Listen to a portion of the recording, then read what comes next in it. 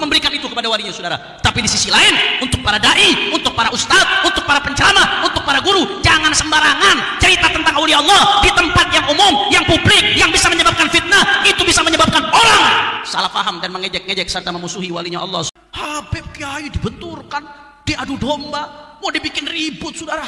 Masya Allah, enggak, ini bukan soal ilmiah, bukan. Kalau soal ilmiah udah kelar, udah beres, udah selesai. Diajak debat 2 kali kabur orangnya.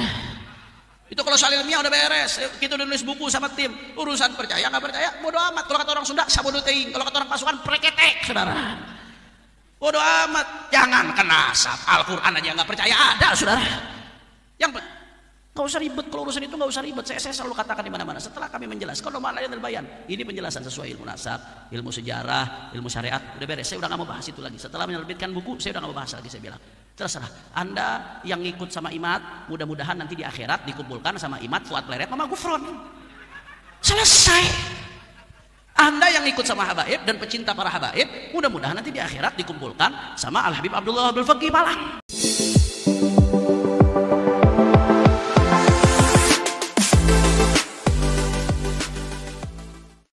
Assalamualaikum warahmatullahi ta'ala wabarakatuh.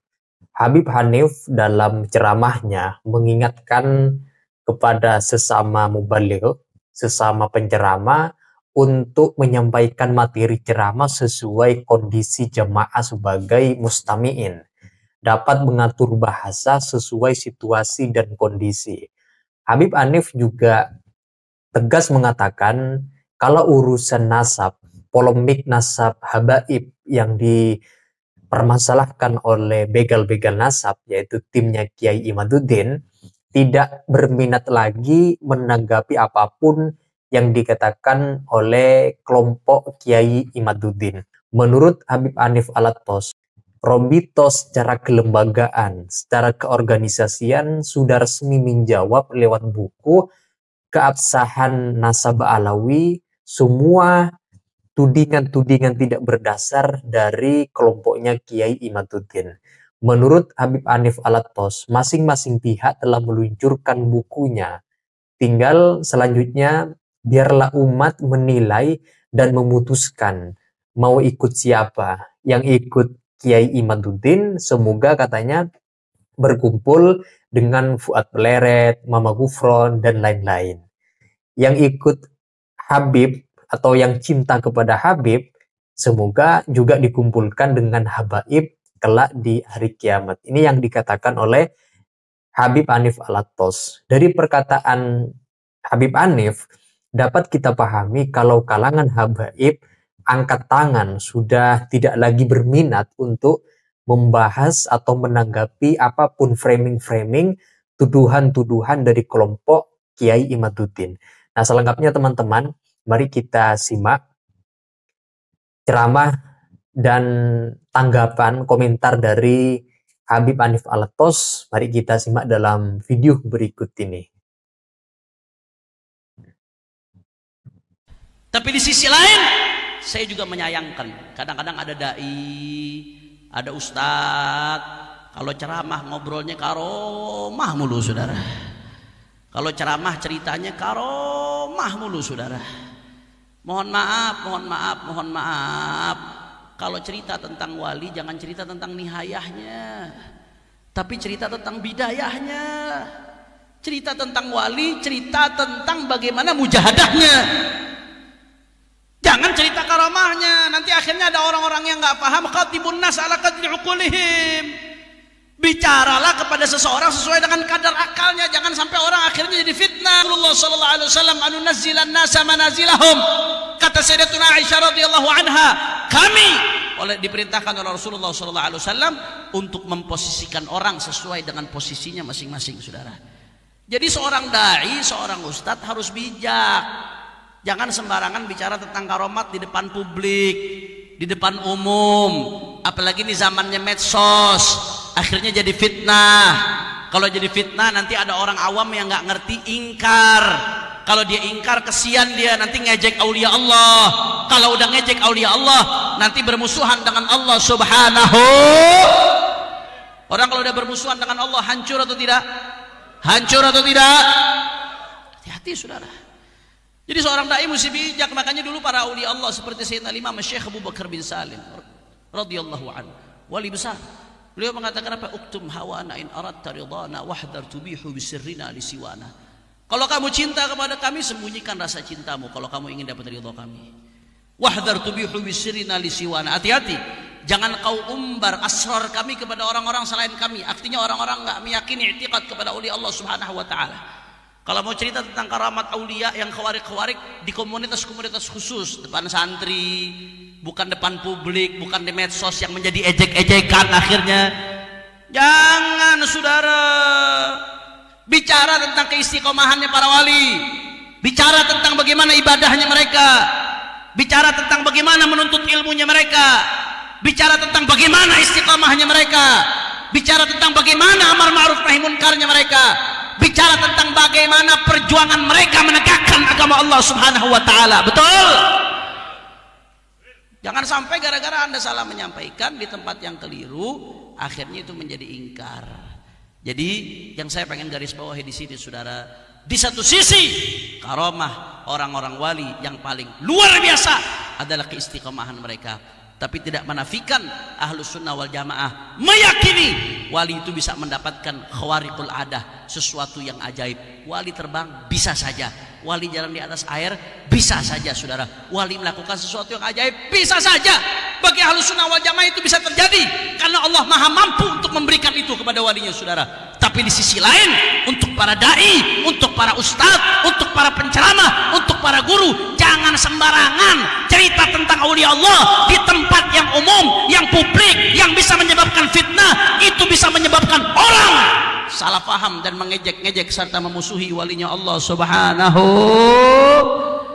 Makanya hati-hati. Saya lihat sekarang ini Masya Allah di media sosial luar biasa Pak, fitnah adu domba luar biasa antara pengikut wali sama pengikut wali, diadu domba saudara. Padahal kan yang namanya pengikut aulia atau pengikut thariqah sama-sama tujuannya Allah. Kalau tujuannya sama-sama Allah, jalannya yang berbeda, kenapa harus ribut? Kalau ribut berarti tujuannya bukan Allah dong. At-turuq ilallah bi'adadi anfasil khalaik. Jalan menuju Allah itu sebanyak nafasnya makhluk-makhluk. Thariqah sama thariqah dibikin ribut saudara. Sentimen kethariqahan, thariqah bagus, saya ngikut thariqah, saya ngamalin thariqah. Tapi yang aneh kok ada orang mau ngadu domba thariqah. Ini gendeng Pak, nggak masuk di akal. Ada terjadi sekarang saudara. Umat Islam habaib kiai mau diadu domba dengan isu rasisme saudara, dengan isu sara. Di kota-kota yang ini pribumi lah, yang ini aman lah, yang ini ada nggak yang begitu sekarang? Ada nggak yang begitu saudara? Saudara, satu, kita disatukan oleh Islam saudara. Yang kedua, kita disatukan oleh Indonesia. Dulu iya, sebelum Indonesia merdeka, dulu sebelum Indonesia merdeka, Anda bisa buka di Wikipedia, Anda bisa buka di Google, data tentang ini banyak saudara. Itu yang namanya Belanda, itu mengkotak-kotakkan, mengklasifikasikan strata sosial. Ada penduduk, ada warga tingkat 1, tingkat 2, tingkat 3. Tingkat 1 itu Belanda dan orang-orang Eropa. Tingkat 2 orang Cina, orang India, orang Arab. Tingkat 3 yang disebut sama Belanda pribumi. Ini yang bagi-bagi seperti ini siapa? Londo. Yang bagi-bagi seperti ini Londo, saudara. Tujuannya supaya apa? Supaya ada kecemburuan sosial, supaya ada perpecahan di antara mereka. Kalau sudah ada kecemburuan sosial, maka apa yang terjadi? Pecah. Kalau sudah pecah, apa yang terjadi? Belanda menjadi kuat. Sukses misi-misinya Belanda, saudara. Itu yang mereka lakukan, ibadah Allah. Tapi begitu menjelang Indonesia merdeka, kita kenal yang namanya Sumpah Pemuda. Semua yang bercerai-berai, berpisah-pisah dengan sekat suku, sekat bahasa dan lain sebagainya, menyatakan satu Indo. Setelah itu ada yang namanya Sumpah Pemuda Arab, sama begitu juga menyatakan tanah airnya Indonesia. Itu dicatat oleh sejarah. Yang pimpin kakeknya Anies Baswedan, saudara. Setelah itu nggak lama ada kemerdekaan Republik Indonesia. Kita menyatakan merdeka. Habis itu kita ikrar Bhinneka Tunggal Ika. Walaupun beda-beda bahasa, beda-beda suku, saudara, beda-beda budaya, beda warna kulit, bahkan beda agama, tetap satu Indonesia. Kok ada yang mau balik lagi ke zaman Belanda? Dibentur-benturkan, Habib Kiai dibenturkan, diadu domba, mau dibikin ribut, saudara. Masya Allah, enggak, ini bukan soal ilmiah, bukan. Kalau soal ilmiah udah kelar, udah beres, udah selesai. Diajak debat 2 kali kabur orangnya. Itu kalau soal ilmiah udah beres. Kita udah nulis buku sama tim. Urusan percaya nggak percaya bodo amat. Kalau kata orang Sunda sabodo teing. Kalau kata orang pasukan preketek, saudara. Bodo amat. Jangan kena nasab. Al-Quran aja nggak percaya ada, saudara.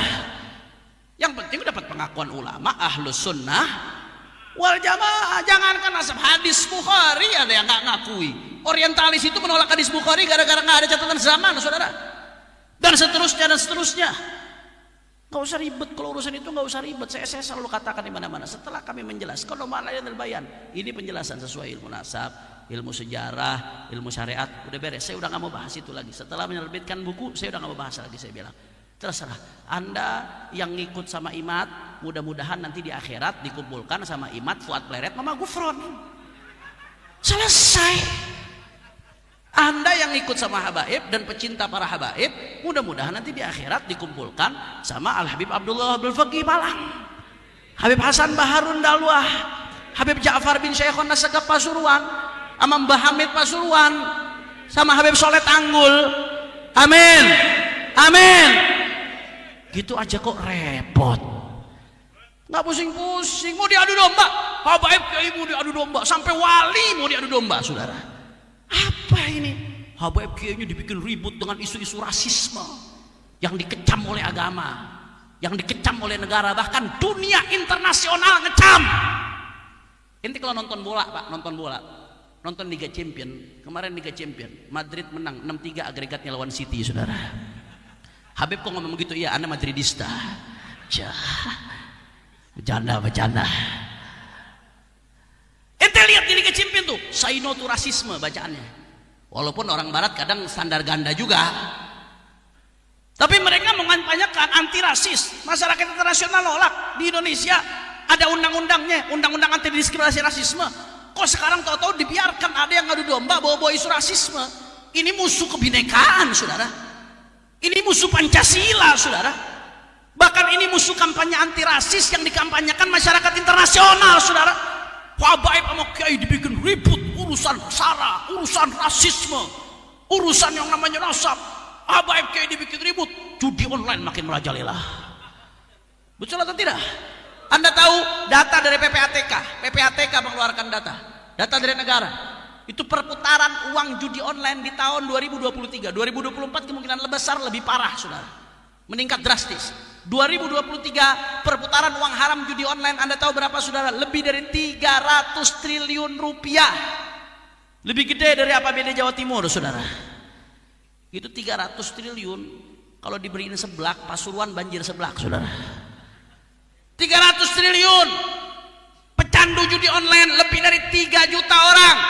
Bahkan diantara 3 juta orang lebih yang kecanduan judi online, Anda tahu, saudara, 190.000 lebih adalah anak-anak kecil di bawah umur. Saya mau tanya, ini bahaya atau tidak? Saya keliling, Pak, saya keliling dakwah dari Banda Aceh di tahun ini, tahun 2024 saja. Saya dakwah mulai dari Papua. Saya bulan Muharram yang lalu dakwah di Manokwari sama Bintuni di Papua Barat.